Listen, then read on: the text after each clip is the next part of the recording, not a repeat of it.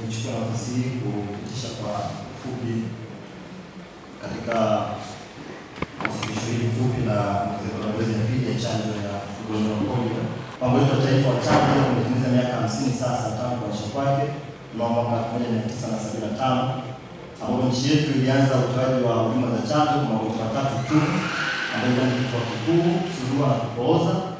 Lakini hivi sasa tunatoa chanjo dhidi ya magonjwa ya kupooza polio, surua, rubella, pepopunda, lalapo, kifaduro, kifua kikuu, kuhara, kichomi, saratani ya mlango wa kizazi, homa ya ini, uti wa mgongo na mafua makali kwa ufanisi mkubwa sana wa zaidi ya 95% kwa walengwa wote. Hiyo ni jumla ya magonjwa 9 ambayo yanatolewa kwa kinga ya chanjo. Sasa kwa nini chanjo ya pili ya sindano ya polio inatolewa? Kitu cha kwanza ni kuweza kuzuia kuenea kwa virusi vya ugonjwa wa polio. Kuzuia kuenea virusi vya ugonjwa wa polio. Lakini kingine ni kuimarisha zaidi kinga ya mwili dhidi ya ugonjwa wa polio kwa jamii yetu, hususan kwa hawa watoto ambao ni chini ya miaka 5. Na nyingine ni kupunguza ulemavu na vifo vinavyotokana na ugonjwa wa polio. Kwa kweli nimemheshimisha sana Mheshimiwa Rais Dr. Samia Suluhu Hassan ambaye amepata tuzo ya kuhakikisha kwamba anapunguza vifo vya mama na mtoto. Monduli tumeelekea kwenye kijani kwenye vipimo vyote vinavyohusu ulinzi wa afya yetu. Upande wa halmashauri sasa tuhakikishe kwamba tunapata chanjo kwa wakati. Serikali kisha weka utaratibu tupate chanjo kwa wakati, tuandae maeneo ya kutolea huduma kwa wakati. Watu wote tuna wajibu wa kutoa huduma elimu kwa umma ili kufikia azma iliyokusudiwa katika kukinga jamii dhidi ya magonjwa yanayozuilika. Mheshimiwa Rais Dr. Samia Suluhu Hassan ukiacha mbali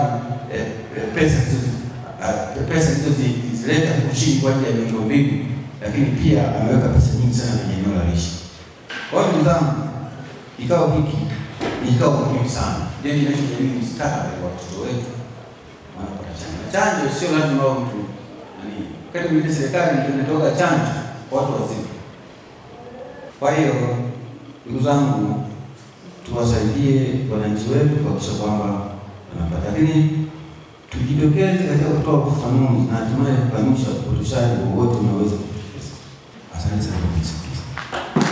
Niombe kamati sawa viongozi wetu mko hapa, nichukue nafasi hii kuambia kwamba ndani ya hospitali yetu ya wilaya, kama watu walikuwa naenda Mount Meru, SMC, watu sasa tumeshaweka dodi za private ambazo soon tutafunga TV na makochi na utakuwa na kama jamaa yako mle ndani kwenye chumba na nesi wako kuhudumia.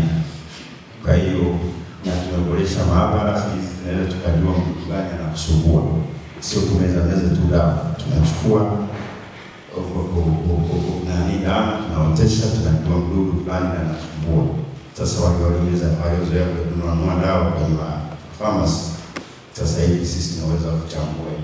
Kwa mwenyekiti, pamoja nayo tumeweza kufungua mashine za kinywa na meno vituo vyetu vyote 4, na madaktari tumeweza kupeleka upande wa Makuyuni, tayari mashine inafungwa. Nadhani wiki itakuwa tayari. Nafuko tayari tumepeleka wataalamu pale, na mtu wangu tumepeleka wataalamu, na tunatangaza ili watu wasiende Mount Meru kupeleka kupoteza hela, ni wataalamu waliokuwa. Lakini kizuri zaidi nimeona pale mjini watu wanapenda kukimbia. Tumeshapata mtaalamu wa mazoezi na tumefungua kitengo cha mazoezi physiotherapy. Kwa hiyo wale wenye kama stroke na nini tutakuwa tukiwafanyia mazoezi wenyewe kwa kutumia bima ya afya. Kwa hiyo niwaombe wale wenye kliniki za kwenda sina Mount Meru, sasa tuna wataalamu tayari hapa ambao tayari watakuwa wakifanya hizo kazi. Kwa idadi ya watoto itaruka, tutapewa semina, lakini nimesikia ni miezi 9, sijajua mpaka umri gani. Lakini wako watoto wengi sana, kama kuna sehemu ni watoto wengi pia ni kata inaruka. Kwa hiyo tuongezewe vituo ambavyo viko karibu zaidi na